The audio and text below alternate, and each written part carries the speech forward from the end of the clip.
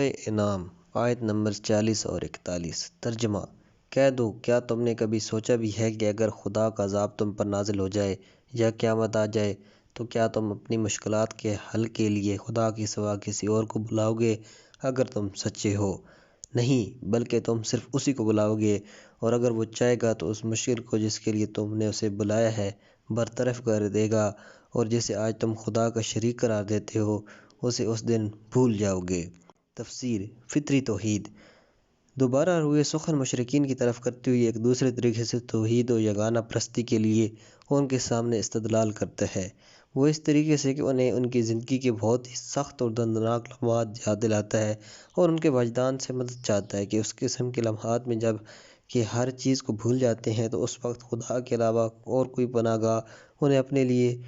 سمجھا دیتا ہے۔ اے پیغمبر، ان سے کہہ دو کہ اگر خدا کا دردناک عذاب تمہارے پیچھے آ پہنچے یا قیامت اپنی ہولناک کی ہیجان اور وحشتناک حادثات کے ساتھ برپا ہو جائے تو سچ بتاؤ کہ کیا تم خدا کے سوا کسی اور کو اپنے شدائد کو برطرف کرنے کے لیے پکارو گے؟ یہ آیت نہ صرف مشرکین کے لیے ہے بلکہ معنی کے اعتبار سے باطنی طور پر تمام افراد کے لیے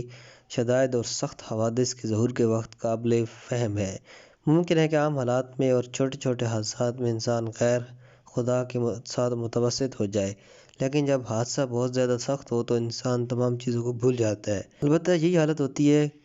جب کہ وہ اپنے دل کی گہرائیوں میں نجات کے لیے ایک قسم کی امید محسوس کرتا ہے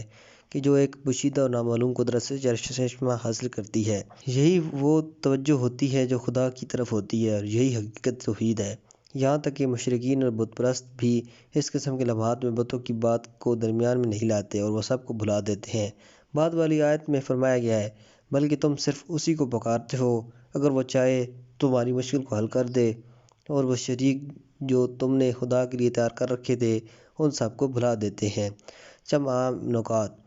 نمبر 1، جو استدلال اوپر کی دو آیات میں نظر آتا ہے وہی توحید فطری والا استدلال ہے کہ جس سے دو مباحث میں استفادہ کیا جا سکتا ہے۔ ایک خدا کے اصل وجود کی اثبات میں اور دوسرا اس کی یگانت اور توحید ثابت کرنے میں۔ اس لیے اسلامی روایات میں اور اسی طرح علماء کے کلام میں منکرین خدا کے مقابلے میں بھی اور مشرکین کے مقابلے میں بھی استدلال کیا گیا ہے۔ نمبر 2، قابل توجہ بات یہ ہے کہ اوپر والی استدلال میں قیامت کے برپا ہونے کی بات درمیان میں آئی ہے، حالانکہ ممکن ہے کہ یہ کہا جائے کہ وہ تو اس قسم کے دن کو بالکل قبول ہی نہیں کرتے تھے، اس بنا پر یہ کس طرح ممکن ہے کہ ان کے سامنے اس قسم کا استدلال پیش کیا جائے؟ لیکن اس حقیقت پر توجہ کرنا چاہیے کہ پہلے تو وہ سب قیامت کے منکر نہیں تھے، بلکہ ان میں سے ایک ہی گروہ ایک طرح سے قیامت کا اعتقاد رکھتا تھا۔ دوسری بات یہ ہے کہ ممکن ہے کہ ساتھ سے مراد وہی موت کی گھڑی یا وحشتناک حوادث کی گھڑی ہو جو انسان کی موت کی چوکھٹ تک لے جاتی ہے۔ تیسری بات یہ ہو سکتا ہے کہ یہ تعبیر ہولناک حوادث کی طرف اشارہ ہو، کیونکہ قرآنی آیات بار بار کہتی ہے کہ قیامت کی ابتدا بہت ہی ہولناک حوادث کے سلسلے کے ساتھ شروع ہوگی، اور زلزلے اور طوفان، بجلیاں اور ایسی دوسری ناگہانی آفتیں اس وقت وقوع پذیر ہوں گی۔ نمبر 3، ہم یہ بات جانتے ہیں کہ قیامت کا دن اور اس سے قبل کے حوادث حتمی اور یقینی مسائل میں سے ہیں اور کسی طرح بھی قابل تغیر نہیں ہیں، تو پھر اوپر والی آیت میں یہ کیوں کہا گیا کہ اگر خدا چاہے تو اسے برطرف کر دے گا؟ کیا اس سے صرف پروردگار کی عالم کی قدرت کا بیان کرنا مقصود ہے یا کوئی اور معنی مراد ہے؟ اس سوال جواب یہ ہے کہ اس سے یہ مراد نہیں ہے کہ خدا ان کی دعا سے اصل قیام ساعت اور روز قیامت کو ہی ختم کر دے گا، بلکہ اس سے مراد یہ ہے کہ مشرکین بلکہ غیر مشرکین بھی جب قیامت کے روبرو ہوں گے تو اس کی حوادث، مشکلات اور اس کی سخت ترین عذاب سے جو انہیں درپیش ہوگا وحشت اور پریشانی میں ہوں گے، اور خدا سے درخواست کریں گے، وہ اس کیفیت اور حالت کو ان کے لیے آسان کر دے گا اور انہیں خطرات سے رہائی بخشے۔ تو حقیقت میں یہ دعا دردناک حوادث سے اپنے آپ کی نجات کے لیے ہے، نہ کہ قیامت کے ختم ہونے کی دعا ہے۔ والسلام علیکم ورحمۃ اللہ۔